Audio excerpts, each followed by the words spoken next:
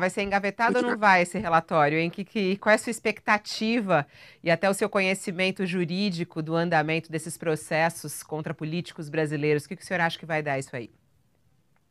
Olha, eu escrevi várias vezes durante a CPI a necessidade de ter uma mudança legislativa para que nós pudéssemos ter a hipótese, se houver, por exemplo, o arquivamento, que nós tivéssemos uma ação penal subsidiária, como até o senador Oda acabou de falar.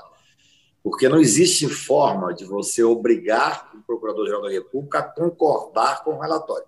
O que existe agora é uma previsão legal que ele é obrigado ou a denunciar, porque ele é o dominus litis. O presidente da República só pode ser denunciado pelo Procurador-Geral. Neste momento, Fabiola, ele tem mais poder que os 11 ministros do Supremo juntos. Se os ministros supremos se reunirem hoje à tarde e quiserem abrir uma ação penal contra o Bolsonaro, eles não podem, tem que ter uma denúncia. É assim que funciona a Constituição. Então, a vantagem é que agora terá que ter, primeiro, uma pressão nacional enorme, a CPI do Senado, que paralisou o país.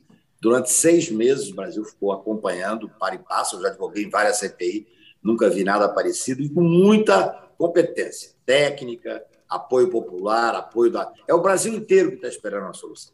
Agora, se o doutor Aras tiver o entendimento de arquivar, aí nós temos que partir com ação penal subsidiária. Isso é importantíssimo, porque senão nós não teremos efetividade da CPI. Eu tenho escrito sobre isso desde maio, o que poderia causar uma frustração muito grande. Da mesma forma na Câmara, porque você falou sobre fatiar. É assim que funciona. O relatório é entregue ao Procurador-Geral da República e ele vai ficar apenas naquilo que disser respeito às pessoas que têm o foro no Supremo Tribunal. Por exemplo, os casos de Manaus, provavelmente, vão ter que ir para Manaus. Caso de Minas Gerais, vai ter que ir para Minas Gerais.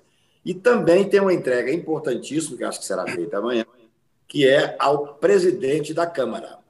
Porque os crimes de responsabilidade, e o Bolsonaro é um serial killer em termos de crime de responsabilidade, ele cometeu vários. O crime de responsabilidade vai para o presidente da Câmara, que, na minha visão, também deveria ter tido uma mudança legislativa para que ele fosse obrigado, no prazo de 30 dias, por exemplo, a apresentar ao plenário. Porque, na verdade, não se pode admitir numa república, por isso que eu chamo esses poderes de poderes imperiais, Kennedy, não se pode admitir que um presidente da Câmara, ainda que a importância do cargo seja muito relevante, seja maior do que a força e o poder e a vontade de todos os senadores que participaram representando o Brasil naquela comissão. O senhor já O Cacá, eu analisou... argumento contra. Não, é que eu queria Não, só vai lá, entender um vai, pouquinho do Fabiola. fatiamento, que eu acho importante a gente só entender esse processo, que isso é algo de hoje, né? Explica pra gente só um pouquinho, Cacai, por exemplo, o procurador recebe isso, aí ele vai separar quem tem foro privilegiado, quem não tem. Daquela lista de quase 80, quantos têm foro privilegiado? Quem devem ser os principais alvos da justiça comum, vamos colocar assim, né? A partir de hoje, por exemplo.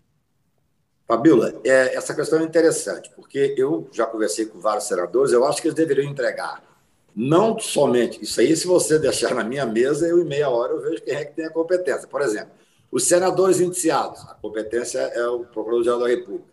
O presidente da República, obviamente, a competência é o Procurador-Geral da República. Algum ministro de Estado que esteja ainda em exercício é o Procurador-Geral da República.